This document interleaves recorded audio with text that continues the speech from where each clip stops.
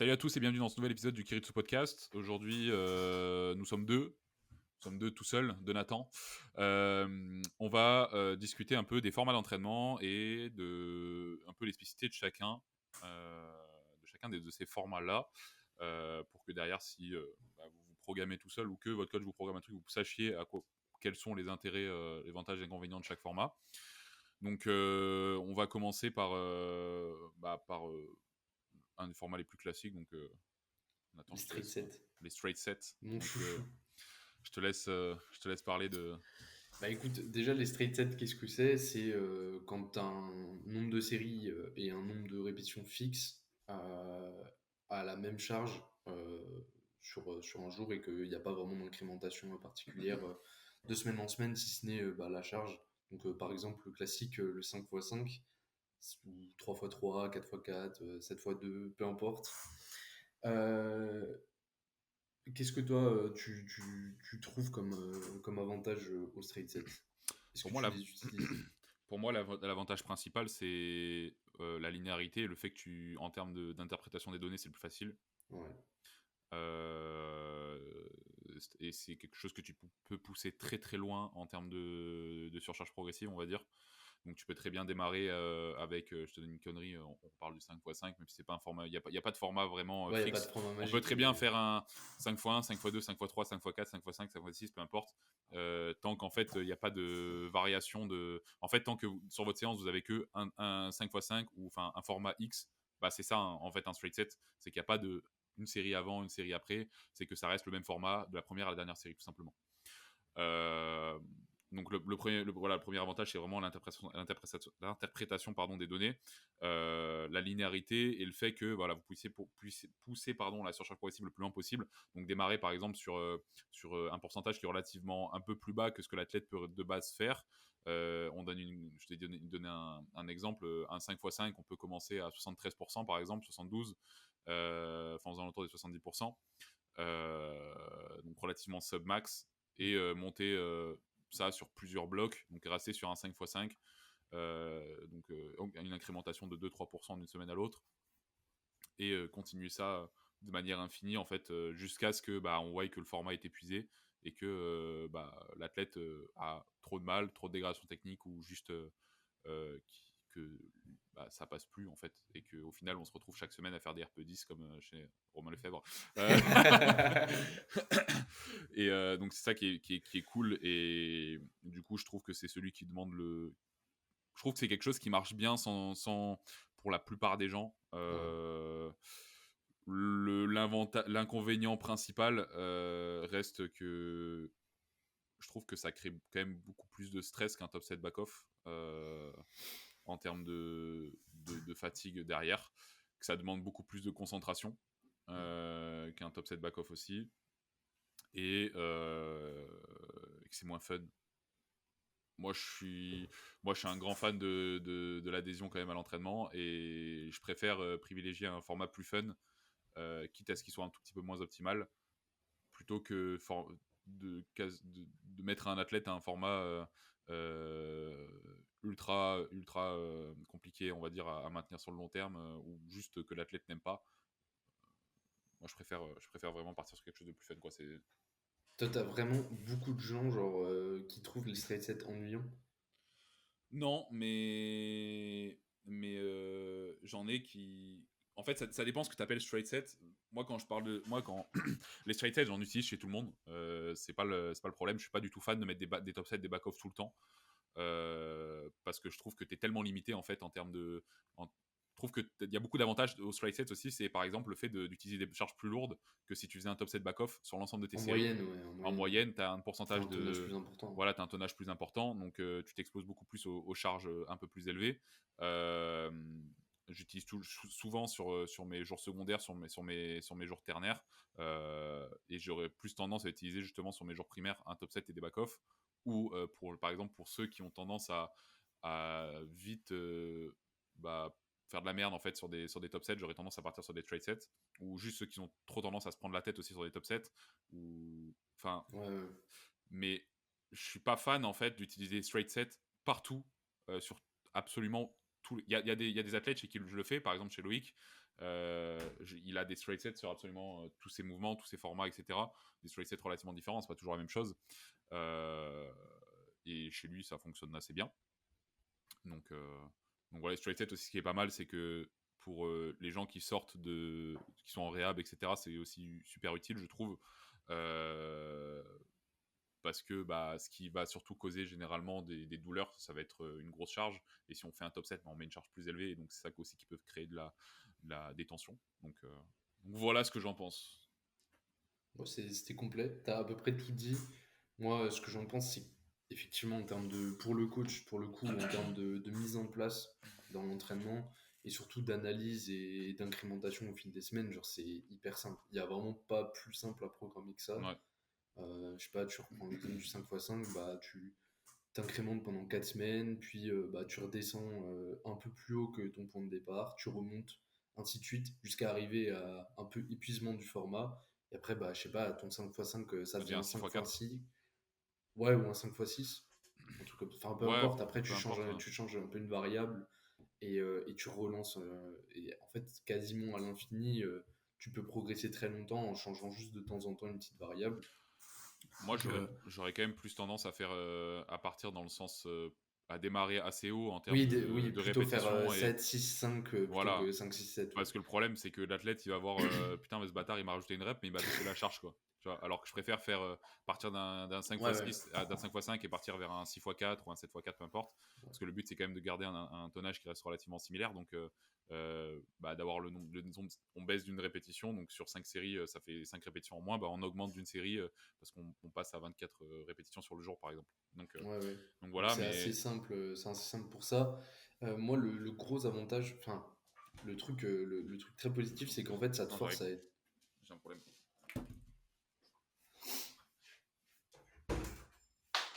Sa mère. C'est le chat. Je m'apporte qui arrêtait pas de claquer, ça faisait un bruit d'enculé. Ouais, je t'ai coupé en plein milieu du truc. Il n'y a pas de souci. Du coup, je disais, un point positif aussi du straight set, je trouve, c'est que ça te force à être irréprochable techniquement. Non, je Genre, connais pas cette passion. Hein. surtout quand tu commences à pousser les formats un peu loin, tu vois, tu te retrouves vite sur des fins de bloc où, je sais pas, je sais pas, ton 5x5, la première rep, enfin, la première série, elle est déjà RPE 8,5, 9.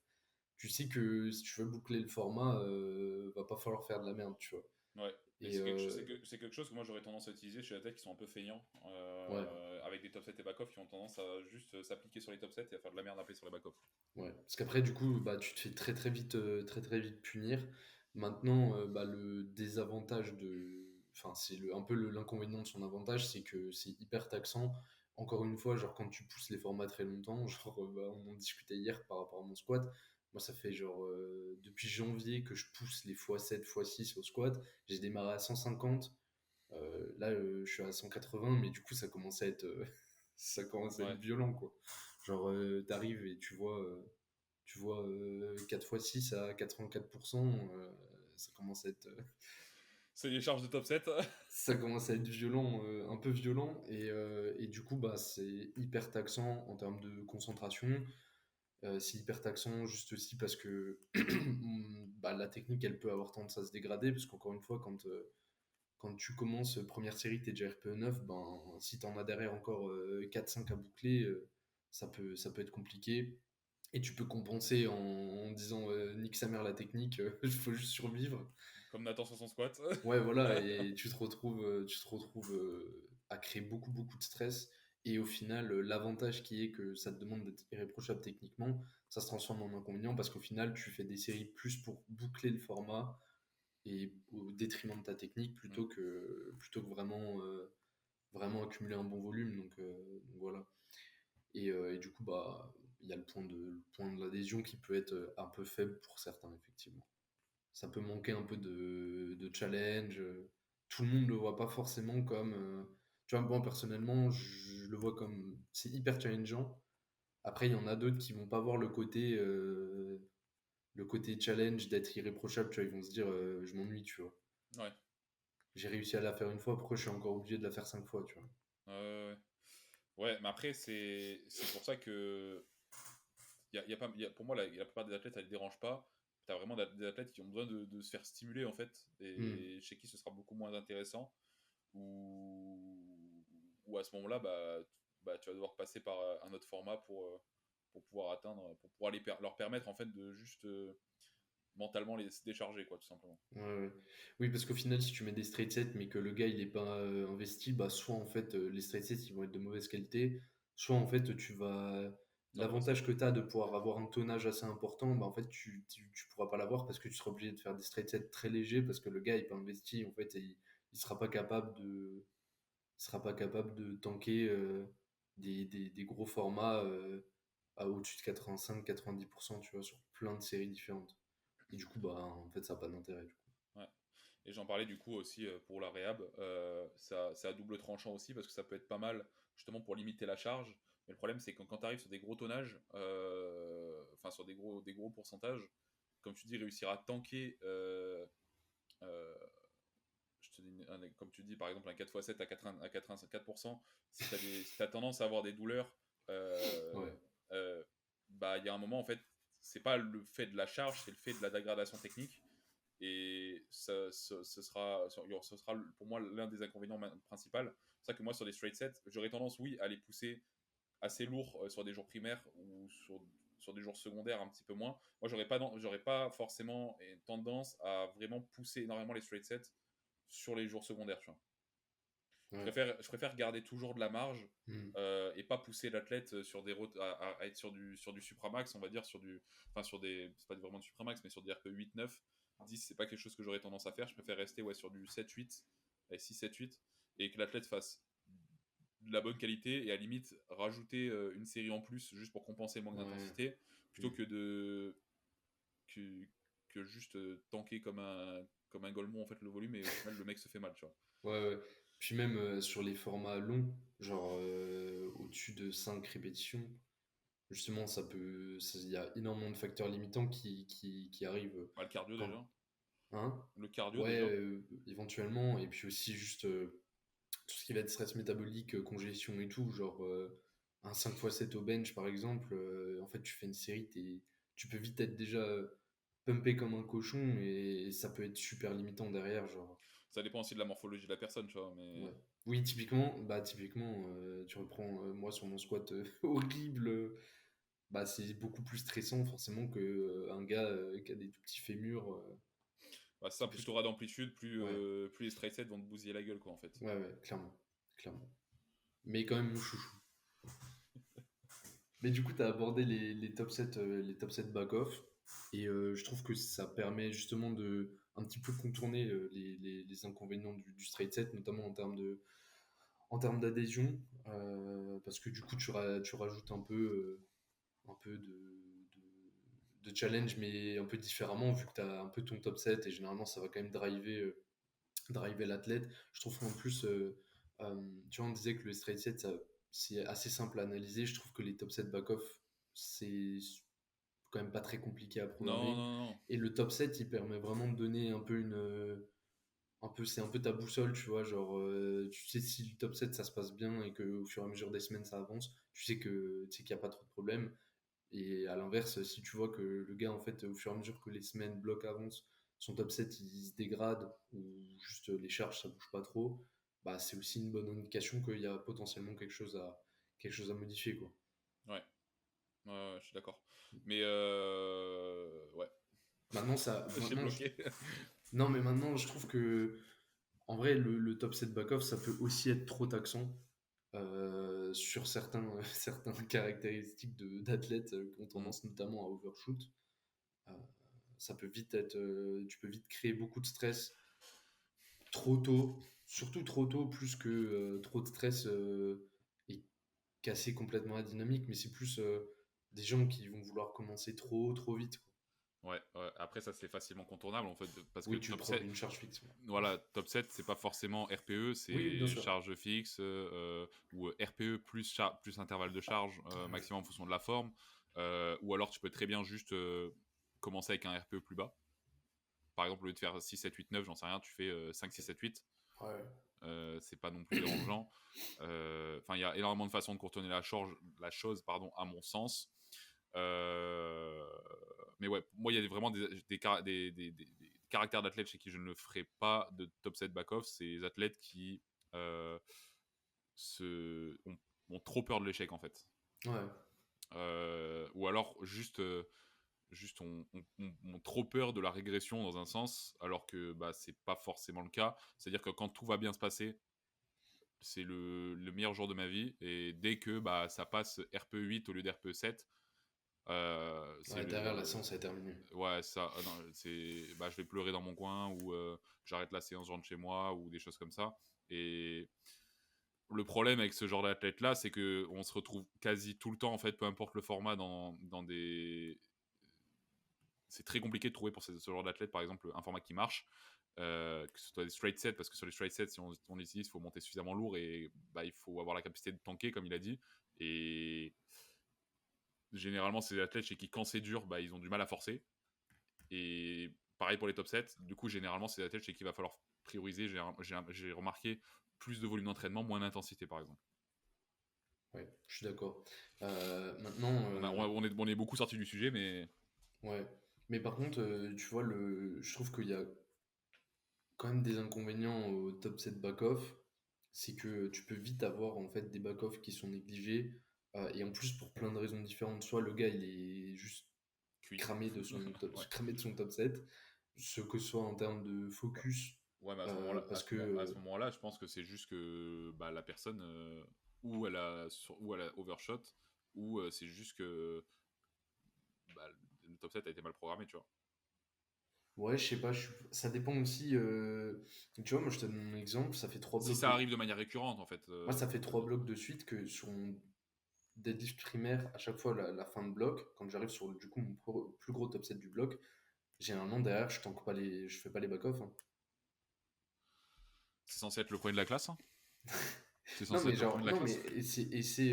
et genre maintenant c'est acté en gros que bah en vrai je fais le Bah, top 7. pourquoi Genre tu vois typiquement je fais deux, genre je double 2,35 au dernier bloc. c'est Et la charge nickel. c'est la charge, c'est le fait que la charge soit encore élevée sur les back-off qui gêne. Et après, genre, j'arrive. Là, j'avais genre 2 fois 2,35. Et après, mes back-off, c'était 2 fois 2,15 ou 2 fois 2,10. Ouais, mais ça, Enfin, ça, c'est pareil, je trouve qu'il y a des moyens de le contourner. oui, tu Moi, peux. pour les athlètes qui ont du mal à tanker des back-off derrière des top 7, en termes de charge plus qu'en termes de concentration, ou en termes de peu importe, bah, je mets un format qui est plus élevé, en fait. Parce que la charge relative va diminuer, mais l'intensité restera la même, tu vois. Ouais, ouais. Ou alors je Mais, mets plus de séries, mais au lieu de mettre moins 10% sur le truc, bah, je vais mettre moins 15, moins 20%, tu vois. ouais, mais tu vois, justement, ce que j'allais dire, c'est qu'en fait, le problème, c'est qu'au bout d'un moment, tu peux vite te retrouver à devoir tellement compenser que tu fais limite rien sur tes back-off. Et au final, ton intensité moyenne, elle est pas si élevée que ça. Alors que si tu avais fait un straight set, bah, tu aurais pu t'entraîner à plus haute intensité en moyenne, tu vois. Ouais, ouais, mais. Ouais. Bah, moi, Ouais, mais après, ça va vraiment, ça dépend. En fait, moi, Moi, je me prends un mur, hein. Moi, sur le terre, ouais, je mais fais mon voilà, top tu vois. 7. Moi, je fais moins 20% sur le back-off parce que sinon, Bah ça oui, passe pas. justement. Mais des fois, je trouve que c'est pas forcément intéressant. Ça dépend de la personne. Et le problème, c'est que tu peux avoir des gars qui gèrent juste mal leur focus. Tu peux avoir des gars, juste, ils ont des techniques stressantes qui font que ben, un même format, un même pourcentage, bah, ça leur engendre beaucoup plus de fatigue et derrière, c'est beaucoup plus compliqué. Et ouais, pour moi, c'est une limite du format. Bah, moi, après, on peut revenir aussi au même truc. Enfin, je sais pas si je suis sur le même sujet, mais il y a aussi des athlètes qui me disent bah, pourquoi Nathan, je fais le même format sur mes x5 en début de semaine et que sur mes x3 post-top 7 sur mes back-off, bah, je fais c'est Parce normal. que t'as un top 7, frère. T'as un top 7, ça t'a bousillé la gueule, Ouais. tu seras pas aussi performant. Là, je pense à Violette qui fait ses x7 à 47 ou 50, je sais plus, et ses x5 à 52 et qui arrive à ton top 7 à 60. Derrière, elle fait ses back-off à 52 en x2 ou en x3. Et elle me fait, je comprends pas, j'arrive pas à tanker. Bah, je fais, c'est normal. Je fais l'intensité relative reste plus élevée, même si la charge reste moins élevée. Au final, Ouais. La dynamique, elle est pas la même dans la séance. voilà, c'est ça. Tu peux pas comparer les deux en fait. Ouais. Moi, je sais que je crois que mes meilleurs straight sets, bah, c'était quand j'étais coaché par Romain aussi.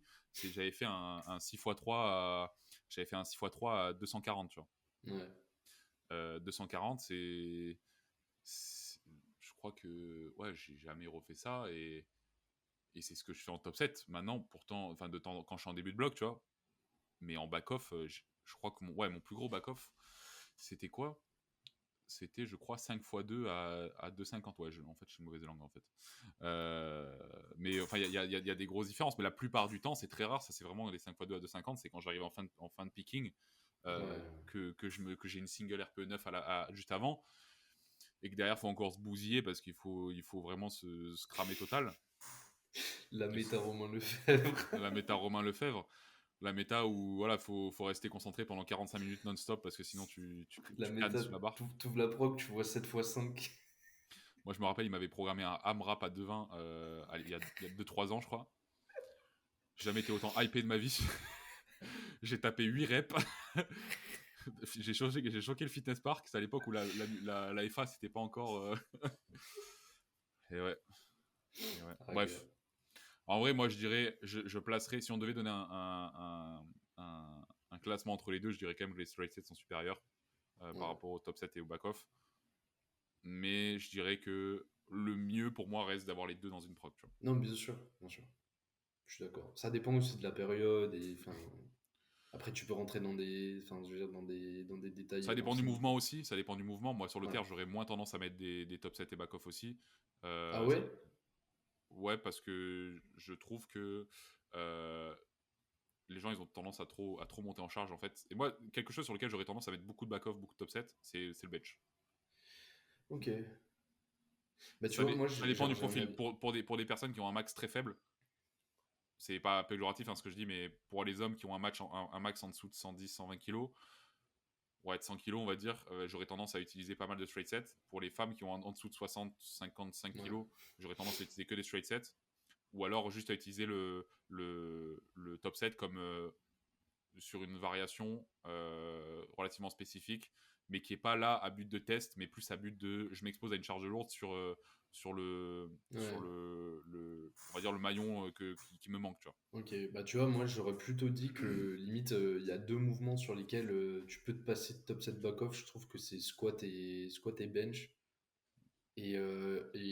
Vraiment le mouvement sur lequel genre je programme tout le temps des top sets, c'est le terre. Pourquoi?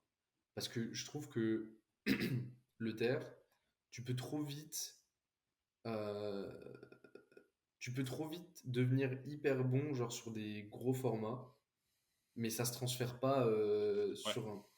Alors que généralement le bench, même si tu fais pas de top set, tu vois, genre si tu commences à réussir à tanker des gros straight sets, il y a très peu de chances que ça se dégrade parce que la charge elle va pas être beaucoup plus lourde, tu vois. Genre le gap va pas être énorme en termes de charge absolue entre ce que tu fais sur un top set ou sur des straight sets. Là où le terre, en fait, tu peux très vite faire un top set genre qui est 40 kilos plus élevé que ce que tu ferais sur tes straight Ouais, sets. mais en fait, moi je vois pas le truc en termes de charge, mais plutôt en termes de pourcentage. C'est-à-dire Oui, que mais c'est pareil. Le pourcentage, ouais, enfin, la mais charge est liée au pourcentage, non? ouais, non, mais je sais, mais je veux dire, je t'augmente de 5% sur le bench ou sur le terre. Sur le terre, bah, je vais prendre 20 kilos sur la gueule, et sur le terre, enfin, sur le bench, je vais prendre 5 kilos sur la gueule.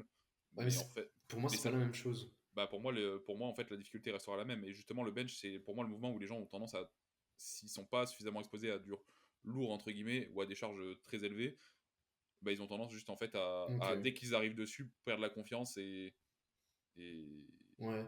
et Oui, mais à faire ce la merde, compte-là, tu tu vois. vois, ce serait plus dans la tête, en mode perdre la confiance, tu vois. Là où le terre, je trouve que c'est Ouais, vraiment mais genre pour moi, le juste top 7, c'est. en termes de posture, tu vois, genre le gars va arriver et en fait, tu sais, il sera devenu x5 spécialiste, mais genre, mais genre, il va faire une single. Mais c'est aussi un des problèmes que j'ai avec les straight sets, c'est que de programmer que les straight sets, j'ai l'impression que tu deviens bon qu'à faire des straight sets et pas faire des top sets, tu vois. Ouais. C'est pour ça que c'est rare que j'ai tendance à faire que des straight sets, tu vois. Généralement, ouais, ce sera vraiment un des straight sets pour la 70% de la prog et Hmm. au moins un top set de partout. Et après, j'ai des athlètes bah, qui, même sur le bench, comme je dis, j'ai pas de top set programmé. Loïc, par exemple, comme j'ai dit, il a que des straight sets de partout. Et son bench, il a pris. Il fait des 6x3 à 107,5. C'est son max en comp, c'était 102, tu vois. Hmm. Puis même là, je pense à un truc en vrai, c'est finalement, tu vois, le bench, c'est un mouvement qui est plus approprié pour tanker des gros tonnages, tu vois. Ouais, Parce que ça génère moins de stress.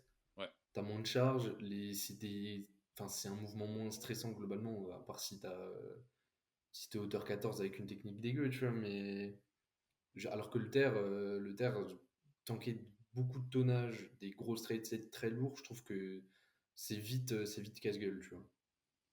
Ouais, ouais, ouais.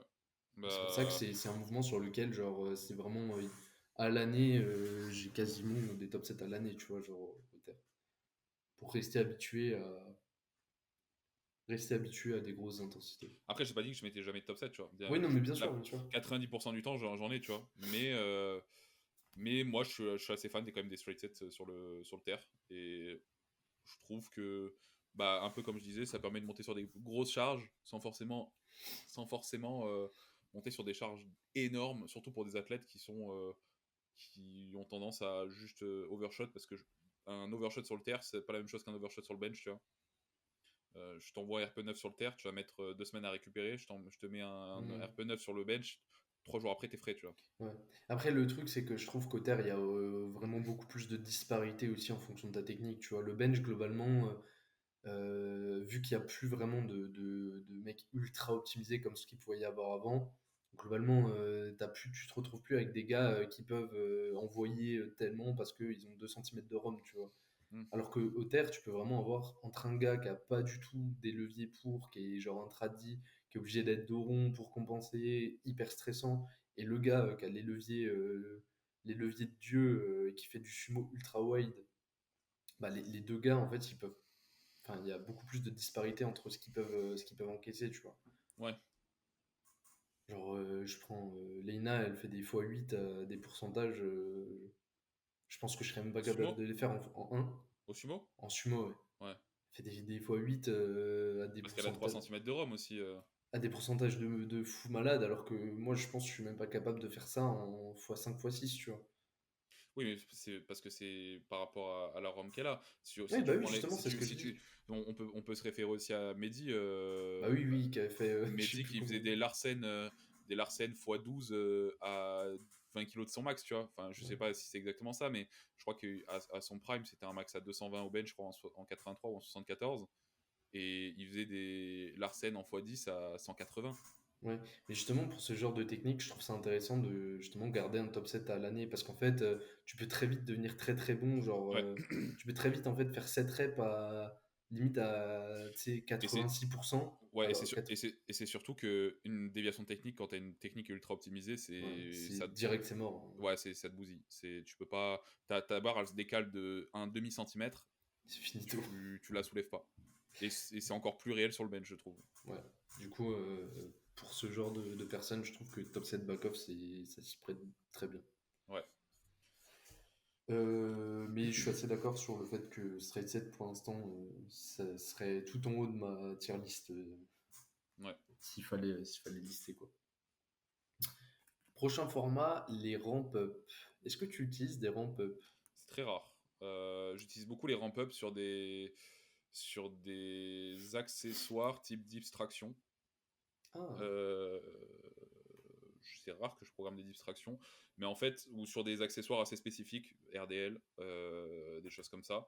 Et mhm. encore, même sur le RDL, je n'utilise pas tant que ça, honnêtement. Ceux où je me suis vu le plus utiliser, c'est distraction, surtout pour les athlètes qui se connaissent pas énormément. Et Ouais. comme c'est des mouvements qui sont relativement stressants, pour moi, je les mets au même niveau de stress qu'un bench, qu'un squat ou qu'un deadlift.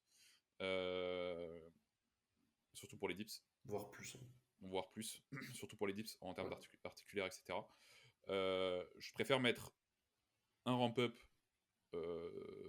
Généralement, ce que je dis, c'est un ramp-up entre des fois 3 et des fois 6. Un RPE donné avec une augmentation d'intensité au fur et à mesure des semaines. Donc, généralement, c'est 6, 7, 8, 9. Et, et je laisse la tête aussi pour aussi prendre du plaisir aussi sur des accessoires parce que c'est le but aussi. Et je crois que c'est le seul endroit où j'utilise parce que ça permet en fait d'accumuler du volume d'entraînement sans à ce que je lui mette un 3x5, etc. à je ne sais combien de pourcentage de son max au dips.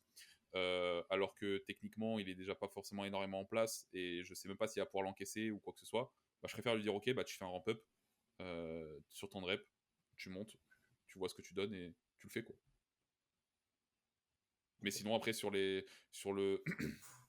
Il y a un moment où j'ai testé ça avec 2-3 athlètes, utiliser des ramp-up. C'est sympa, je trouve que c'est plus fun que des straight sets. Et tu peux monter. Tu as les avantages du straight set et les avantages du top set, parce que tu peux monter plus lourd que sur un straight set. Mais à la fois, le problème, c'est que tu peux monter plus lourd, mais sur moins de séries que sur le straight set. Ouais, l'intensité moyenne, encore une fois, elle est plus basse, quoi. Si je te dis tu fais 5x5 à 180 ou tu fais 170, 175, 180, 185, 190, l'intensité relative sera la même. La moyenne sera 180 kg, mais au final tu seras exposé sur 190 kg alors que tu l'aurais pas fait sur les 180. Mais en fait, je trouve que c'est encore une fois rajouter des variables dans l'entraînement qui sont pas nécessaires. Tu vois. Ok, je trouve que c'est compliqué à analyser. Non, pas forcément. Je trouve Mais juste juste, que c'est. juste c'est pas quelque chose que j'aurais tendance à utiliser en fait. C'est ouais, à la rigueur, c'est quelque chose que j'utiliserais si je connais pas encore l'athlète, tu vois. Et encore Ok. sur Ah des ouais, tu vois, moi, typiquement, c'est plus un truc que je vais programmer sur un gars que je connais bien, tu vois. Quand on a identifié une problématique spécifique. je sais pas. En vrai, je l'ai pas suffisamment utilisé pour pouvoir en discuter correctement, tu vois. Ok. Et toi? Bah, moi, du coup, c'est un truc que j'aime bien. Euh, Tu vois, par exemple, sur un gars qui a une technique stressante, et qui tank pas bien les straight sets, plutôt que d'utiliser top set back off, je préférerais utiliser un ramp up, tu vois. Pourquoi? Moi, je partirais Hmm. sur top set back off directement. Ah ouais? Ouais. Mais en fait, comme tu retardes la venue du top set, t'as tendance à avoir une meilleure qualité d'exécution avant aussi, c'est ça qui est cool, tu vois. Bah, moi, je trouve justement que le volume que tu accumules, De meilleure qualité. ouais, de meilleure qualité. Parce qu'en fait, euh, c'est quasi une montée en gamme. Le problème, c'est que c'est comme si tu faisais une montée en gamme pour arriver à un top 7. Sauf que Généralement, tu t'es un t'arrêtes peu au top moins. 7, ouais. Ouais, sauf que tu arrêtes au top 7 et tu es plus impliqué sur ta montée en gamme parce que Ouais, c'est c'est des ça, hein. séries de travail, tu vois. Ouais. Donc, je trouve ça plus intéressant. Et du coup, bah, ça permet de monter assez haut, mais en générant quand même un peu moins de stress que. Enfin, je trouve. Même si potentiellement tu montes un peu moins haut que sur un top 7. Ouais. Donc, mais après, typiquement, en ramp-up, tu vois, je l'utiliserai pas sur un jour primaire. Ouais. Tu vois, là où un top 7 back-off, que ce soit un secondaire ou un primaire, je pourrais très bien le mettre, tu vois. Mais je trouve que ça permet de mettre, tu vois, pour des athlètes je sais pas si tu as déjà eu ça, genre les athlètes qui te disent, en fait, ma première série est un peu dégueu et au fur et à mesure que mes séries Ouais. elles avancent, je me trouvais mieux. Bah, du coup, généralement, c'est que ta montée en gamme, il y a un problème. Soit tu fais pas assez de séries, soit t'es pas assez dedans. Et Moi, à ce moment-là, je leur dis juste, bah, fais un lat oui, warm-up plus élevé plus proche. Limite à 2,5 kg, tu fais une rep, juste histoire de te ouais, mettre en jambe. ouais, mais aussi après, tu vois, si t'as monté en gamme, peu importe, genre si tu choisis bien tes charges, mais que tu la fais pas avec de l'intention, bah en fait, ta montée en gamme, J'aurais plus tendance, bah, du coup, juste à Q's, en fait, oui, non, mais oui. ou juste à me, ou juste, en fait, moi, pour moi, Oui, tu c'est, trouves on n'est pas obligé d'en passer par là pour non, contourner le problème. Oui, mais je suis non, non. d'accord. Et je trouve que pas que c'est compliqué à programmer parce que ça ne l'est pas, parce qu'au final, tu as juste à prendre la charge que tu voulais mettre de base et tu te mets un intervalle là-dessus. Ouais. Euh, mais comment expliquer? Je sais pas comment expliquer, mais ouais, Non, je mais sais je pas. vois. En fait, il y aura tendance aux athlètes aussi à se dire, oh, putain, mais à partir de où je commence, tu vois, où est la limite entre mon warm-up et mes séries effectives. Je sais pas si tu vois ce que je veux dire. Ouais, ouais. Où est-ce que je commence ou ok, bah, ou alors tendance à faire trop de séries aussi. Ça dépend si tu mets j'allais dire des ramp-up, des, des ramp-up pourcentage ou des ramp-up au RPE, tu vois. Bah justement, moi ce que j'allais dire, c'est que ce qui est top aussi, c'est que tu as tellement de manières de le programmer. Ouais, mais le problème, moi, que j'aurais avec le ramp-up RPE, c'est que tu peux accumuler plus de volume que nécessaire, enfin, plus de volume que ce que tu voulais de base, et justement à provoquer plus de stress que ce que tu voulais de base. Si la tête, il se sent bien, si toi, tu lui dis, moi le ramp-up, quand je l'ai utilisé, le peu de fois où je l'ai fait, en tout cas pas sur des dips ou des tractions, enfin, pas sur des accessoires, c'est je lui dis, ok, le but, c'est de faire 4 séries effectives, et de viser une charge X, en tout cas quand je l'ai programmé en RPE, et je leur donne, et je leur dis, bah, tu commences à telle charge sur ce nombre de répétitions-là, et tu fais une augmentation de temps de charge au fur et à mesure, tu vois. Bah ouais, moi, il y a Mais deux en fait, manières de... Ouais, je trouve ça tellement. En fait, je trouve ça un peu. Je sais pas, je trouve ça un peu incompréhensible pour l'athlète, tu vois. Ça demande ouais, plus de réflexion. J'ai pas envie que mon athlète y réfléchisse à se dire, ok, tant faut que je monte là, je fais RPE de temps, je dois réfléchir à combien je dois monter. J'arrive sur mon last warm-up de mon ramp-up, donc sur mon avant-dernière série de mon ramp-up. Est-ce que je monte de 2,5? Est-ce que je monte de 5, de ouais, 6? Parce que je sais que si je fais plus de répétitions, enfin, tu vois ce que je veux dire? ouais, Je je trouve que vois. c'est trop de ressources mentales à louer alors que le mec il doit déjà réfléchir à je pousse, tu vois. Ouais. Je suis pas Euh, fan du tout ok. de ce genre de truc, tu vois. Ouais, mais tu vois, moi, il y a deux manières dont je le programme. C'est soit complètement en pourcentage, genre le gars, de toute façon, il a ses ramp-up et les charges, elles sont fixes. Soit c'est la première série en RPE, et ensuite, c'est moi qui impose l'incrément, tu vois. Ouais. Alors, je sais pas, tu fais ton x5 RPE 6, et ensuite, tu fais plus 5 plus 5 plus 5, tu vois. Ouais, mais à ce moment-là, tu te finis sur des RP9, quoi. Bah, ça dépend, oui, non, mais après, ça dépend le mouvement, tu vois. Mais je veux dire, au bench, par exemple, tu sais, tu mettrais, je sais pas, plus de demi, tu vois. Ouais, je sais pas, je suis pas fan du tout du truc, tu vois. Ok. Ça a été une grosse mode, je trouve, là, depuis, alors que ça existe depuis l'Empèbre, mais Un peu comme beaucoup de trucs. un peu comme beaucoup de trucs, ouais, mais non, je suis pas. Pas convaincu. Je m'y suis exercé, parce que moi, j'aime bien tout tester, Ouais. et comme j'ai un peu des cobayes, et qu'au final, on va dire que tout peut marcher, tu vois, si c'est bien Mm. programmé. Mais au final, c'est pas que j'ai pas vu d'évolution grâce à ça. Au contraire, il y en a eu comme. Mais je pense que l'évolution est la même que si j'avais utilisé des straight sets ou des top sets, en fait. Ok. Et je suis pas à l'aise, en fait, à l'utiliser. Moi, un dernier point positif que je trouve à ça, c'est aussi les gars qui peuvent stresser sur des charges importantes. Parce qu'en fait, vu que tu leur mets une intensité qui évolue progressivement, bah. Ils voient que ça monte progressivement, que ça monte bien. Donc, Ouais, voilà, c'est ça. T'as pas un jump dans l'inconnu, en fait, où t'es là, genre, bon, bah, je vais mettre plus 20, mais je sais pas ce que ça va donner, tu vois. Ouais, je vois. Je suis OK là-dessus. Parfait, bon, bah, ça me va alors, c'était ok. Voilà. Bah, Mais pour. ouais, mais moi je suis pas du tout en fait, je suis pas du tout à l'aise à le programmer. C'est un peu Ouais, comme je comprends. on va en parler tout à l'heure, mais les clusters, je pourrais en programmer, je saurais en programmer, mais je me sens pas à l'aise en programmer justement parce que je n'ai pas assez pratiqué là-dessus Hmm. et que moi-même de mon de mon vivant, on va dire, j'y ai pas été exposé par moi-même, tu vois. De C'est mon pour ça que vivant. mais moi en fait, tu vois, j'aime bien avoir testé les choses que j'impose à mes athlètes parce que je saurais beaucoup mieux le cues ou le Ouais, ou puis même, t'as ressenti, en fait. j'ai ressenti, je sais quels sont les facteurs limitants. Ouais. C'est pour ça que, C'est autre chose quand, que juste de la théorie, tu vois. voilà, on parle des fois, Nathan, quand je teste des trucs, il me dit Nathan, un truc bricole et tout. Je dis, mais il y a des trucs en fait que je vois des fois, il y a des trucs que je vois des fois sur d'autres coachs utilisés ou que j'ai envie de tester avec un Ouais, ça athlète te ou quoi que donne ce envie. soit. Et j'ai envie en fait de voir qu'est-ce que ça fait et qu'est-ce que je vais pouvoir dire à mon athlète, tu vois. Ouais, ouais, moi je Genre suis là, par d'accord. exemple, je me suis intégré un bench élastique dans ma prog. Voilà, je sais ce que Nathan en pense, je m'en fiche. Moi, je trouve ça pas mal comme exercice, par exemple, pour limiter la tension dans le bas du mouvement sur les. Tu peux très bien utiliser une plus petite charge. Je sais, Nathan va dire ça. Mais en fait, moi, je trouve ça pas mal pour les gens qui ont des douleurs Attends, du coup, à t'es l'insertion. en. L'élastique, il te déleste, en Non, gros. non, non, non, non, non. Ah non, parce que la charge absolue que tu utilises, elle reste Oui, plus ok, basse, oui, mais dans en ce fait, ça sens-là. Ok, augmente sur la partie haute du mouvement. Donc ok, ouais. concrètement, peut-être que j'aurais pu faire le format en x3 sans élastique à 170 par exemple au Ouais, bench, ouais. et bah, je vais le faire à 150, tu vois, parce que j'aurais mis un Hmm, élastique. ok, ok. Moi, je trouve ça pas mal pour ça. Les problèmes principaux, ça reste la mise en place, qui est assez à chier, pas l'instabilité, mais la, Ah, mais c'est pour ça que t'as bench dans une cage à squat, du coup. Non, c'est parce que je suis à Honner. Honner, c'est la pire salle de France. Attends, enfin, ça dépend lesquels. Mais t'es là, t'as le banc. En fait, il y a les bancs classiques, on va dire, les combos rag de bench, on va dire, euh, ils sont trop bas. Ils font 35 cm de haut. Je fais 25 mètres de haut, frérot. Comment tu veux? J'ai les Ouais, tibias, ouais.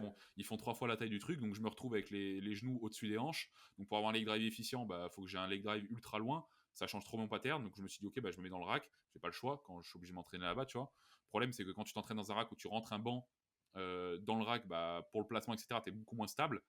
Euh, plus, euh, plus le fait que la barre est ultra fine. Les barres, je comprends pas comment on peut bench avec une barre de 27-28 mm. J'ai jamais vu un truc pire que ça.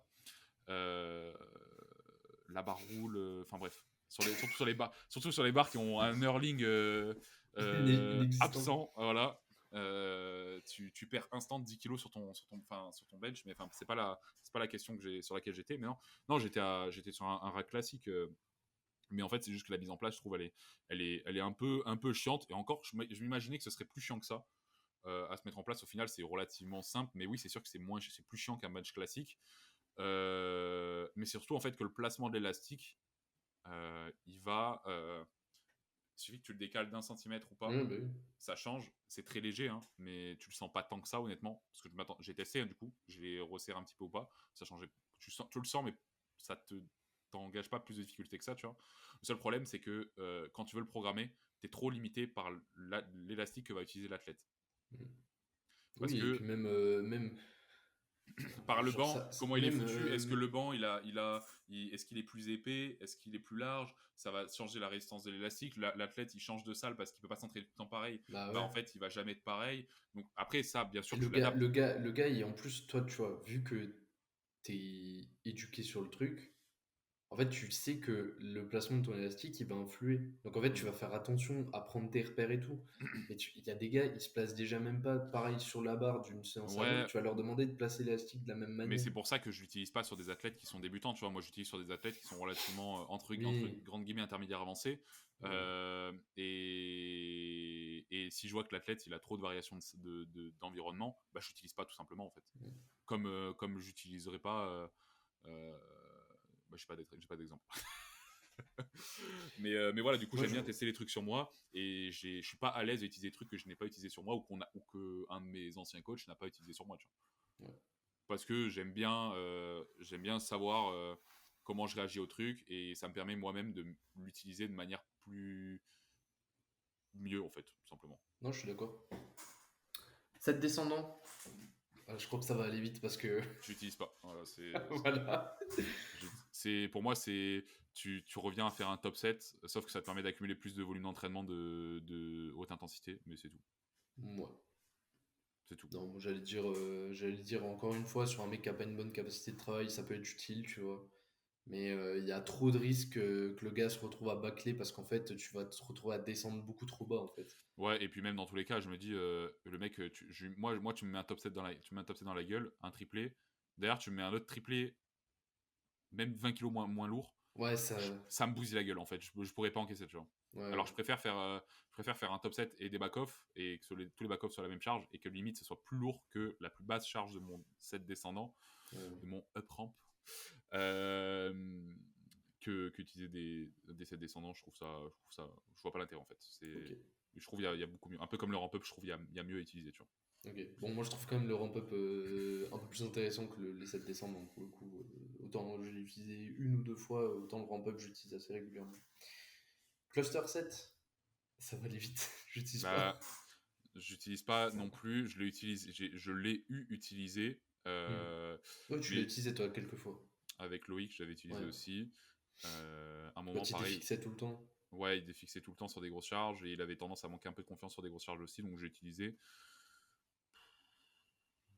Il y a un podcast intéressant qui est sorti là-dessus, Ouais, celui de ouais, Flo avec Jérémy. avec Jérémy, je l'ai pas encore écouté, mais d'ailleurs on avait reçu Jérémy aussi Ouais, qui nous en avait avec parlé un petit Mathieu. peu. Justement, j'avais voulu faire ce podcast avec lui parce que lui il utilise souvent ça. Mm. Mais en fait, les clusters, c'est pas juste faire un x 1 enfin faire des singles Oui, tu répétés sais pas avec. obligé de faire 7x1, tu vois. Tu peux très bien faire un x 8 en cluster, quoi. C'est pas, 4-4 enfin, plus c'est 4 4. 4 ou 2 plus 2 plus 2 plus 2. Enfin, c'est vraiment à ta sauce et en fait, encore une fois, je suis pas à l'aise pour l'utiliser parce que je l'ai pas Ouais. suffisamment Tu pratiqué. vois, Jérémy, dans le podcast, il disait genre que c'était finalement pas si compliqué à programmer. Bah, moi, tu vois, Moi, je trouve ça parce que, compliqué à programmer, moi. ouais, je trouve ça compliqué à programmer, mais parce que lui, il l'utilise déjà lui-même en tant qu'athlète et je pense beaucoup en tant que coach. Genre, Moi, en tu fait, vois, je saurais pas par où commencer en fait. en fait, j'hésite trop en termes de charge. Ouais. J'aurais tendance aussi à peut-être pas mettre suffisamment de clusters. si Ouais. j'utilise des fois 1 par exemple, en fait, je me dis putain, mais l'athlète, si je veux Ouais, mais accumuler le même volume, si je mets un 3x5 et que je vais accumuler la même chose en 15 fois single, 1. 15x1, je me dis l'athlète, bon, certes, si tu mets en cluster, ça dure 15 minutes, tu vois, le même temps, mais rester concentré pendant 15 minutes, Ouais, ouais. plus, enfin, faire ça pendant 15 minutes, enfin, moi, je me vois pas le faire, tu vois. Donc, enfin, je sais Va te pas. faire coacher par Jérémy En et vrai, là, ce tu. serait intéressant. Enfin, moi, j'aime bien me faire coacher par des gens qui utilisent des méthodes différentes de moi, tu vois, parce que ça me Mm. permet de me rajouter encore une fois des cordes à mon arc. Euh, donc honnêtement, c'est intéressant, mais je me sens pas en fait pas à l'aise Ouais. à l'utiliser parce que je l'ai pas utilisé et que je saurais pas par où commencer. S'il faut l'utiliser, parce que j'ai déjà fait, bah je connais les fondamentaux pour le faire, la théorie pour le faire, je saurais le faire, Ouais, mais encore une mais fois, j'ai pas envie de le faire parce que je pense que j'ai pas les connaissances suffisantes. J'ai 60-70% de ce qu'il faudrait pour le programmer, on va dire. Donc, ouais, encore une fois, je pense que c'est le truc. et c'est pas ma méthode en fait, donc Sur un je mec préfère. gifted, sur un mec gifted, tu peux vite le programmer assez facilement. Ouais. Mais tu vois, genre, le programmer vraiment en réponse à une problématique, du coup, je serais pas à l'aise. Ouais, et puis c'est pas ma méthode de faire en fait. Je Ouais, pense que ouais. chacun doit rester dans sa méthode aussi. Toi, c'est relativement les straight sets plus les pourcentages. Moi, c'est un peu plus de variation, plus Mm. une intensité relativement un peu plus basse aussi. Et Je trouve que c'est intéressant de vraiment, si jamais t'as épuisé, t'as plus d'idées, tu vois, et que bon, tu te dis, bah vas-y, j'ai pas essayé ça, je vais ouais, l'essayer, et voilà. et après, tu as des athlètes aussi qui se disent, ok, bah j'ai envie de tester de nouvelles Ouais, choses. ouais, et Moi, tu c'est des peux être athlètes. cobaye avec eux. Moi, Maël, par exemple, ça fait une plombe et demie que je le coach. Bah, j'ai testé plein de trucs avec lui, tu vois, qui ont marché ou qui n'ont pas marché, peu importe. Mm. Mais dans tous les cas, pour moi, même si tu C'est testes pas et que du temps ça ne perdu. marche pas, c'est pas du temps perdu. Mais Même pas en pour moi, termes de il y a jamais connaissances, de. c'est juste en termes de. Le volume, à partir du moment où tu l'as accumulé, Ouais, ton c'est corps, ça, c'est que il l'a l'athlète, encaissé, ouais, ça a il a- forcément fait quelque chose. ouais. C'est quand même un truc sur lequel tu peux te baser pour la suite. C'est ça, exactement. Genre, ça, je suis assez d'accord. Mais globalement, bon, même si on n'utilise pas, ce qu'on peut retirer des clusters, c'est qu'en Ça permet intensité d'accumuler du volume. globale, Tu tu peux accumuler. le. Ouais. Plus lourd, en fait. Accumuler un volume d'entraînement de meilleure qualité parce que tu peux séparer Ouais. en plusieurs sets, ton set intra-set en fait tout simplement, plus d'intensité sur un, du coup bah, grâce à ça aussi sur un set donné, Travailler ton setup. travailler ton setup, euh, enfin il y a Ouais. énormément d'avantages, mais je trouve qu'il y a ces avantages peuvent aussi être des inconvénients. Le fait de se replacer plusieurs fois, tu peux te replacer, mais de manière moins intéressante, manière Ouais. peut-être moins optimale aussi, parce que tu le répètes trop de fois. L'intensité, bah, ça peut aussi vite te bousiller, donc il faut vraiment bien la gérer. Et le volume, il sera. Donc au final, peut-être que tu auras plus de volume d'entraînement, enfin, tu auras plus de séries en tout cas. Faut que le setup aussi il soit rapide, tu vois. Moi, typiquement, quand j'écoutais le podcast, je me disais, mais moi, sur un bench, je pourrais jamais faire du J'ai cluster. pas écouté le podcast encore. Ok. Bah, moi, je me disais, genre, tu vois, typiquement, genre, je me verrais pas me faire programmer des clusters au bench parce qu'en fait, j'ai- Je mets j'ai- tellement de temps à passer. ouais, je mets trop de temps.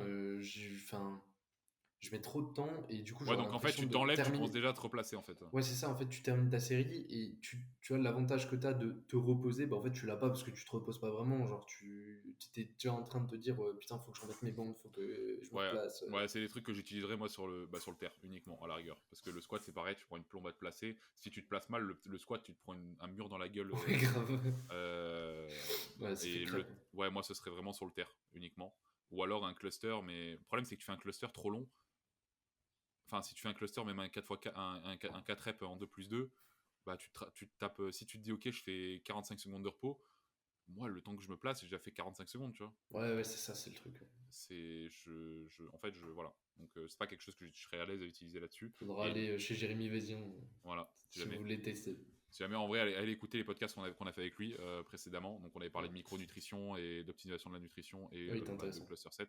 On avait fait aussi un podcast avec Mathéo parce qu'il était là aussi, même si on l'entend pas beaucoup dans le podcast. Il était là aussi, donc il y avait pas mal d'informations à retirer. De toute façon, tous nos podcasts sont de qualité, de toute façon, voilà. Et sinon, allez écouter celui aussi de Flo sur les cluster 7 avec Jérémy, ça peut être intéressant aussi. Ouais, c'est intéressant. Incrémentation en répétition, monsieur. Bon, C'est c'est moi qui le dernier format. C'est moi qui ai voulu le rajouter parce que c'est quelque chose que j'utilise de plus en plus Ouais. fréquemment pour les athlètes qui ont un max relativement bas. Encore une fois, ce n'est pas péjoratif pour des femmes qui ont un max en dessous de 60 kg Ouais, c'est ça, j'allais dire. ou ouais, chez les hommes qui ont Non. moins de 80 kg. Ah, Euh, ok. Ouais, pourquoi pas. Pourquoi tu utiliserais chez. Moi personnellement, cette manière de programmer, c'est uniquement pour des filles qui ont des max en dessous de Moi, 60. ouais, j'ai dû l'utiliser une fois chez un homme, hein, mais c'était parce que vraiment il avait un bench qui était relativement faible par rapport au reste, en fait. Mais sinon, ouais, c'est quasiment uniquement chez des femmes parce que chez un homme, tu peux très bien contourner le truc sans trop de soucis. Mm. Mais en fait, quand la personne elle a un max à 40-45 kilos, bah, surtout si elle a une morphologie qui est pas faite pour faire du bench, donc elle va progresser plus lentement que les autres. En fait, si tu n'utilises pas ça, En fait, tu te retrouves à faire semaine 1, RPE 4, et alors, en t'incrémentes fait, tu genre passes de RPE 0 à RPE 25 sur la dernière semaine. en rajoutant 5 kilos, tu passes de ouais, RPE 0 à RPE 10 en fait. Et pourquoi? Tout simplement parce que quand tu augmentes de 5 kilos sur un bench à 50 kilos, bah, tu augmentes de 10% en fait. Ouais. Une incrémentation hebdomadaire que tu fais généralement sur un mouvement, c'est 2-3% maximum, et peut-être 4%. Mais enfin, 10% d'augmentation, même 5% d'augmentation, C'est costaud, hein. c'est costaud. Et, C'est violent en vrai. peut-être que ça paraît. Il y a certains coachs qui vont peut-être se dire, ouais, mais 2,5 kilos, c'est pas énorme. Non, c'est 2, énorme. ça c'est généralement, bah, surtout, c'est pas de leur faute, mais ceux qui n'ont pas coaché énormément de femmes. Ouais, ouais. euh, ouais, en vrai, si tu n'utilises pas cette méthode-là, ou si tu fais pas des. Ouais, en fait, pour moi, c'est l'une des seules méthodes à utiliser avec des femmes qui ont un match Ouais, que relativement tu fais bas. rien d'autre, hein. Ou alors que Bah, du RPE ou du microloading. ouais, même le RPE, le problème, c'est que tu vas rester sur la même charge tout le long du Ouais, tu bloc. vas rester Et tout le temps. moi, je préfère. Microloading. Ouais, bah, c'est ça. C'est où microloading, et du coup, la personne peut mettre incrémenté de 0,5 ou de 1 kg sur ses barres. Et ça, c'est vraiment le top. Et tu peux utiliser toutes les méthodes que tu veux là-dessus.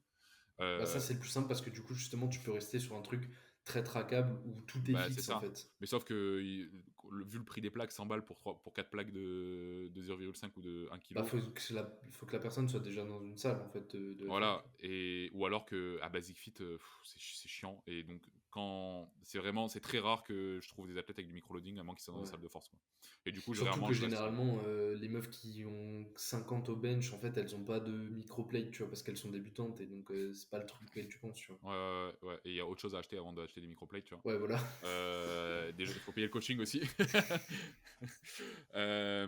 Non, mais du coup, voilà, c'est un truc hyper intéressant. Donc, c'est simple. Moi, ce que je fais, c'est que, un peu comme pour le ramp-up, je prends le nombre de répétitions que je visais de base, j'en enlève deux, enfin, j'en enlève une ou deux avant, une ou deux après, j'en rajoute.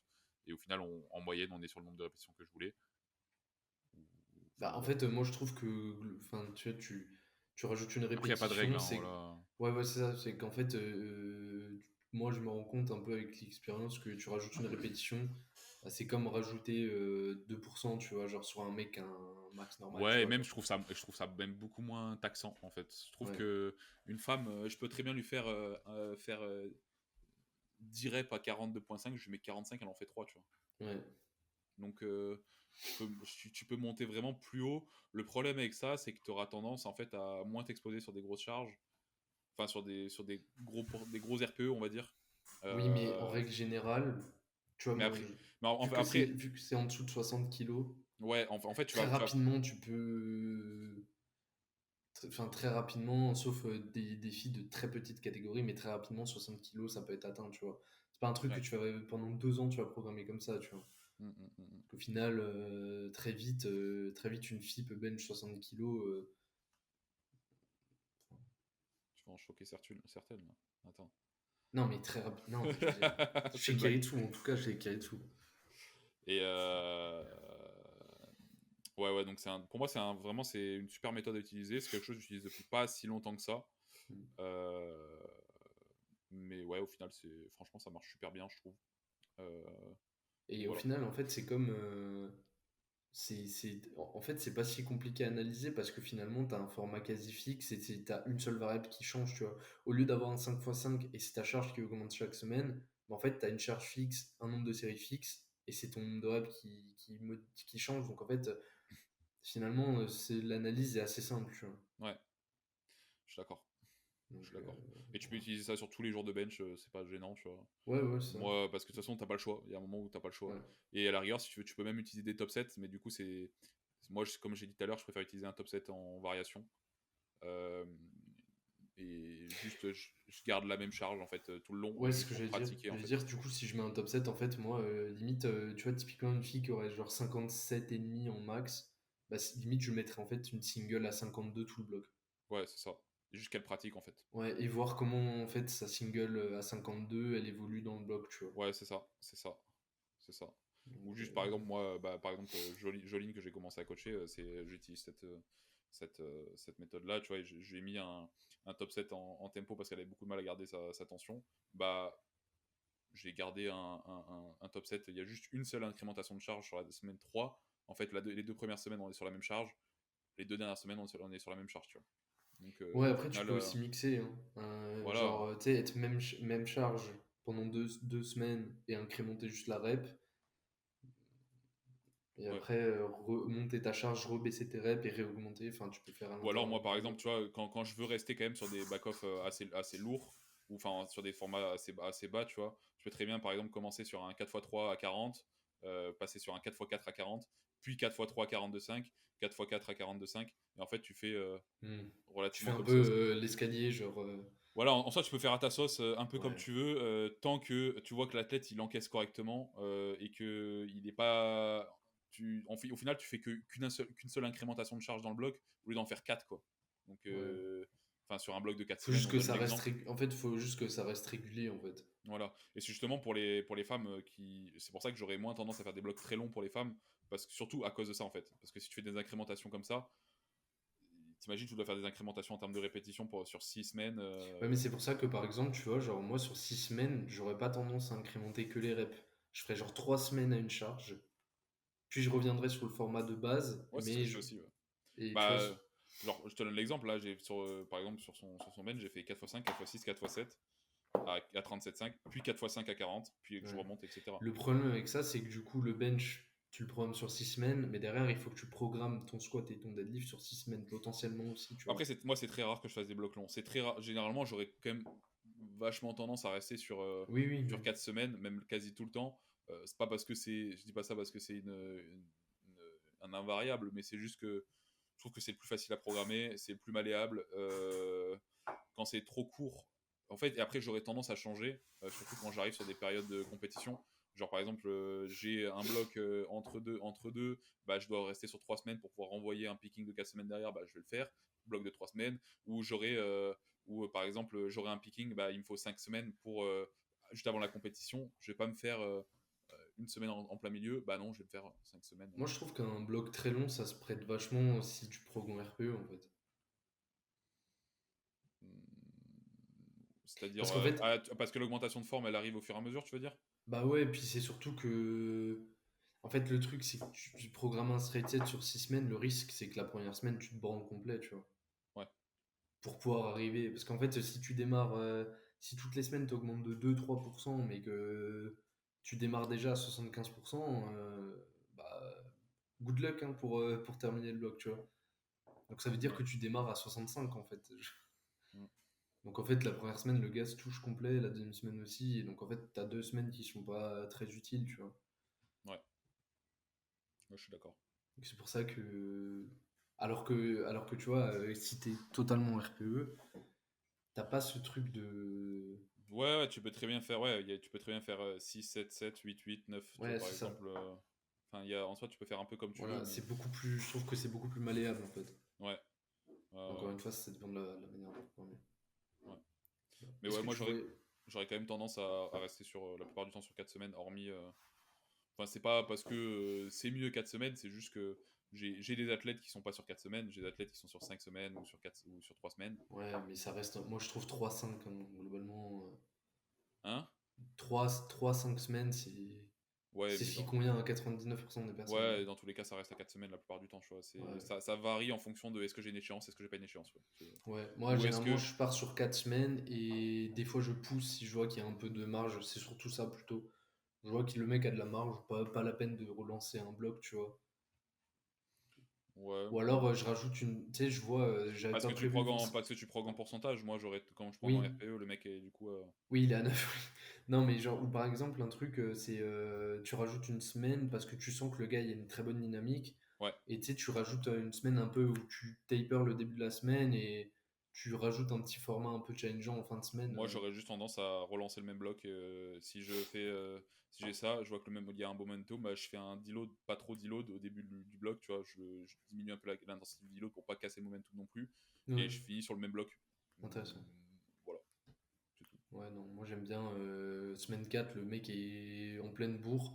Genre rajouter une semaine 5 et genre finir par un format De toute façon, moi, un peu AMRAP, un truc comme ça. dans tous les cas, la plupart de mes macros, ça reste la même chose. C'est 3 mois, 4 mois, 5 mois, c'est rare.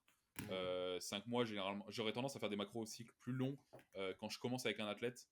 Euh, Surtout un athlète qui est débutant, histoire de mettre en place la technique et pas monter sur des grosses intensités, éviter qu'il langue des mauvais patterns sur des grosses Ouais, charges mais tu et vois, qu'il se flingue. le mec débutant, le problème c'est que ton macro cycle sur 6 mois, ben, en fait, le gars, ça se trouve, il va progresser comme une fusée, tu vois. Donc en fait, Bah, c'est ça.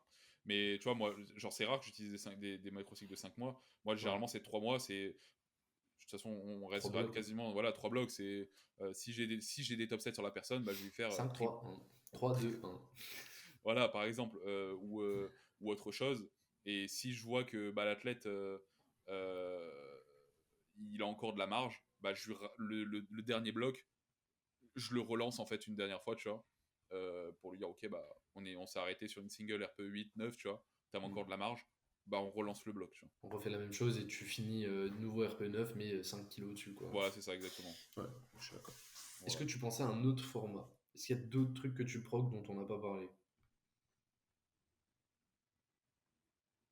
Il va me chercher le Hum, truc le plus exotique. Moi, perso, là, on a fait le tour. Non, non, je pense qu'on a fait le tour aussi, mais J'ai attends, fait je le tour de ma réfléchis. caisse à outils. Je réfléchis.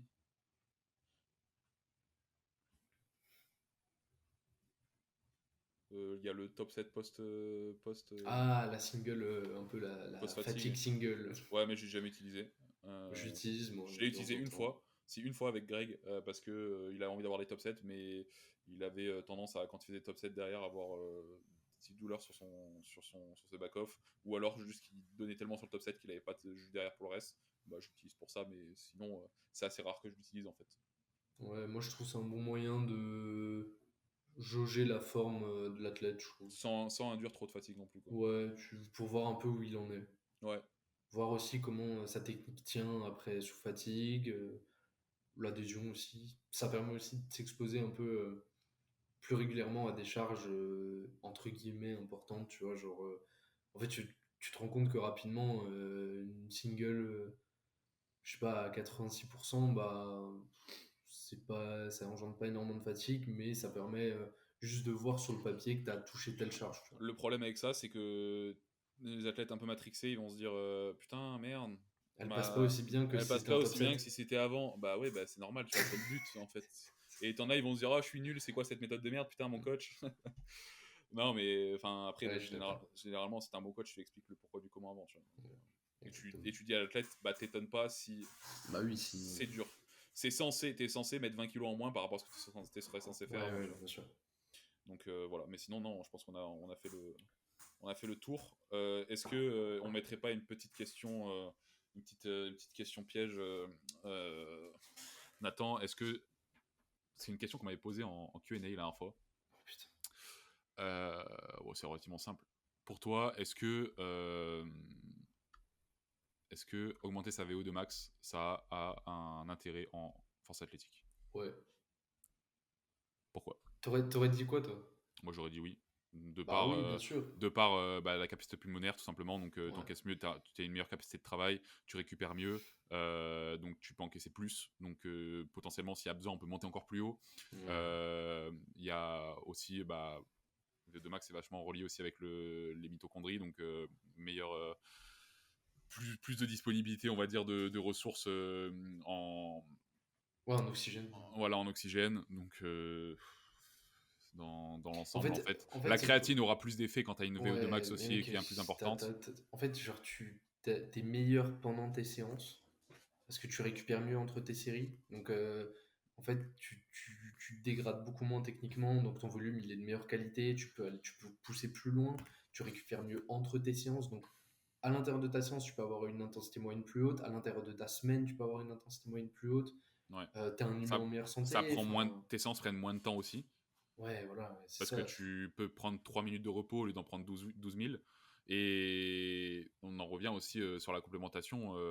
en fait, je ne sais pas s'il y a eu des études là-dessus, mais je pense que VO2 max plus élevé dit plus de mitochondries aussi, dit est-ce que potentiellement aussi tu n'assimilerais pas mieux la créatine et tu pourrais Mhm. pas mieux l'utiliser aussi parce qu'il y a bah, forcément c'est le rôle avec la phosphocréatine, etc. Euh, mais je pense que potentiellement aussi les gens qui répondent pas, s'ils avaient une VO2 max aussi plus élevée et que c'était pas juste des gros lards. Bon, je Et suis un connard, mais c'est surtout que, en fait, pour la majorité des gens en FA, leur niveau, en fait, leur VO2 max est tellement faible qu'ils auront un retour sur investissement énorme pour peu de. ouais, Toi, tu te rajoutes deux modalités cardio dans ta semaine qui te prennent entre 15 et 30 minutes. Tu peux avoir des gros changements. ouais, Genre, moi, je prends mon cas. La dernière fois, j'en parlais en story. Mais début d'année, je faisais des x7 au squat. J'étais à 190 bbm par moment. Sur des x7 pas élevés en termes de charge, hein, en termes mm, de pourcentage. C'est honteux, c'est ridicule. Et j'ai rajouté une fois dans ma semaine un format un peu court et intense, genre un EMOM à l'EcoBike ou Biker, peu importe. ouais, Et une séance un peu plus longue où genre juste je sors faire un footing ou alors je fais du vélo, des trucs comme ça un peu, on va dire zone 2 si on pourrait dire ça. Et je suis à genre 150 BPM sur mes x6, x7 et genre en une minute, 2 minutes, je redescends facile à 115, 120, tu vois. ouais, mais ça Et prend pas donc, tant de temps que ça en fait, hein, donc et tout ça le en 5 mois. Et donc, les séances, elles sont beaucoup plus rapides. La semaine dernière, j'ai fait 4x6 à 80% en 15 minutes. mm, Là où mes séances de squat où je faisais 4x7, ça pouvait me prendre 45 minutes parce qu'en fait, j'étais rôti, tu vois. ah, moi j'ai repris vélo il y a pas longtemps là, Ça fait du bien. mais Et puis même, en vrai, on va se mytho, il n'y a pas que la FA. mais Genre, ouais, ouais, moi je t'es me un fais chier. mono. Moi, faut que je m'achète un vélo d'ailleurs parce que je me fais chier à la salle sur un vélo, hein, ça me casse les couilles. Mais d'ailleurs, t'en avais parlé aussi en story. Moi, j'ai écouté le podcast de biomécanique sur Vincent Mm. Foulonneau, tu vois, Ah, il est qui super est intéressant. ultra intéressant sur pour retarder le vieillissement, etc. Ouais, Où ouais. il parle et même sur les risques de cancer, etc. Et Euh, justement, que sur les 12 facteurs de vieillissement, il y en a le VO 6 qui sont liés aux à la VO2 max, mitochondries et donc à la voilà, VO2 max. Ouais. exactement, et que du coup, bah, vous avez possibilité d'augmenter votre espérance de vie, ou en tout cas augmenter votre espérance de vie en bonne santé, grâce à l'augmentation de votre VO2 max. Et comme il a dit Nathan, le ratio temps investissement est tellement, en fait, avec un tout petit peu de cardio en plus dans la semaine, c'est comme quelqu'un qui commence la muscu avec un tout petit Oui, peu de c'est pas muscu. là, on parle pas d'un mec qui fait des ultra trails pour C'est pas augmenter sa 35 VO2 minutes, max. voilà, c'est pas 35 heures de cardio dans la semaine, c'est une heure répartie Ouais, ouais, c'est sur ça. deux fréquences. Et déjà, tu fais énormément de choses, tu vois. Et c'est Ouais. pas forcément à la salle. Tu peux très bien aller marcher, faire une petite rando sympa, une petite demi-heure, une petite heure dans Mais le week-end. justement, hein, comme il te disait dans le podcast, en fait, on s'en branle complet de comment tu fais ta modalité. Mais en fait, ça peut être un truc tout con, mais genre tu fais un badminton, ou peu importe, genre tu fais un five, tu fais un truc, bah en fait, ça te fait ta modalité cardio. T'es pas obligé de Ouais, faire un c'est truc ça. chiant en mode 45 minutes Sur un de tapis, bike ouais. avec ton truc pour tes pulsations. Et ah oui, je suis bien en zone 2 là. Non, ouais, ouais, va Genre, faire un truc tu peux sympa. faire un truc fun et juste, mec, tu vas faire un five, un foot avec tes potes, peu importe. Et en fait, tu passes un moment agréable et en plus, ça te fait ta modalité. C'est comme Ouais, les 10 000 pas et tout. Enfin, je veux dire, l'idée, c'est juste d'être actif en fait. ouais, c'est ça.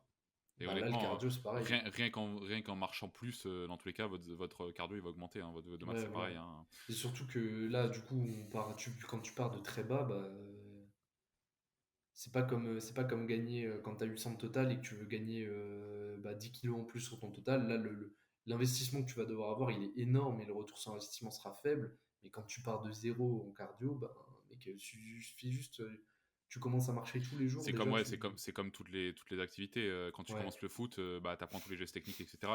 T'évolues très rapidement. ouais, Ou c'est ça. quand tu commences à apprendre quelque chose, bah c'est pareil. Au début, ça va très vite, et puis au fur et à mesure, tu dois apprendre des trucs de plus en plus compliqués. Ouais. C'est Mais sûr je, c'est sûr qu'entre apprendre les additions ou les soustractions et apprendre les transformations de la place, il y a quand même une mais big évolution, quoi. Mais Mais je trouve que d'un point de vue FA, c'est intéressant. Genre, bien sûr, ça va pas te faire squat instantanément plus lourd, non, mais en fait, c'est une dynamique globale. Et moi, je vois tout le temps, moi personnellement, je vois tout le temps la dynamique aussi, juste humaine, tu vois. La FA, tu vas pas en faire toute ta vie, mais par contre, Être en bonne santé, juste. Ouais, être en bonne santé. Limiter les risques de cancer, limiter les risques de Ouais, maladies, voilà. les maladies auto-immunes, vivre, pouvoir porter tes petits-enfants plus longtemps. Ouais, mais c'est des trucs Voilà. tout cons, mais il y a aussi ça, tu vois. Voilà. Donc je pense qu'on a fait le tour. Ok, ça va, c'était pas une question piège, mais Non. intéressant. Voilà. Donc je pense que. Donc voilà. En plus, on me l'avait posé il y a longtemps, il y a 3-4 semaines. Et j'y ai pensé là. Bah, du coup, je On pense va qu'on a essayer terminé. d'avoir Vincent Foulonneau sur le podcast, ça serait Ex- génial. Exactement. Je vais l'harceler en DM. On va nous parler comme ça, nous on va être là, je comprends rien. Non, non, bah, alors, bon, je pense que le podcast est terminé de toute façon. Si vous cherchez les meilleurs compléments du game, NutriPure, code Kiritsu, qui vous donne moins 10% sur votre première commande. Traçabilité, qualité des aliments. Traçabilité, qualité. J'ai fait un podcast d'ailleurs sur la complémentation en whey, donc si ça intéresse quelqu'un. Parce que j'ai pas mal de mes athlètes qui me demandent quels sont les whey de bonne qualité. Bah, NutriPure directement, Ouais. Kiritsu, Kiritsu directement sur le site. Et si vous cherchez le meilleur coaching du game, c'est chez Kiritsu également. Donc n'hésitez pas Passer en à DM. passer en DM, que ce soit juste pour prendre discuter, plus ouais. d'informations, plus discuter. Ça n'engage en rien. On répondra à vos questions, même si vous avez besoin de 2-3 petits conseils. On est là aussi pour. L'appel visio qui n'engage à rien aussi. Exactement, un petit appel visio qui n'engage en rien. Donc voilà, et si vous voulez progresser, tout simplement, ou relancer une progression, ou démarrer les compétitions, démarrer le sport, démarrer le bodybuilding, démarrer la FA directement, on est là. Et vous avez le choix. Donc tout simplement, peu importe votre placement dans la France, on se déplace aux compétitions au maximum. J'ai pas fini, voilà, profitez-en. Et on propose également le programme Bushido, qui est un programme entièrement gratuit, personnalisable. Dans un même programme, vous avez une centaine de programmes différents. Qui a aidé maintenant 300 athlètes. Qui a aidé maintenant plus de 300 personnes. Donc voilà, n'hésitez surtout pas. Et on se revoit dans le prochain podcast. Bisous.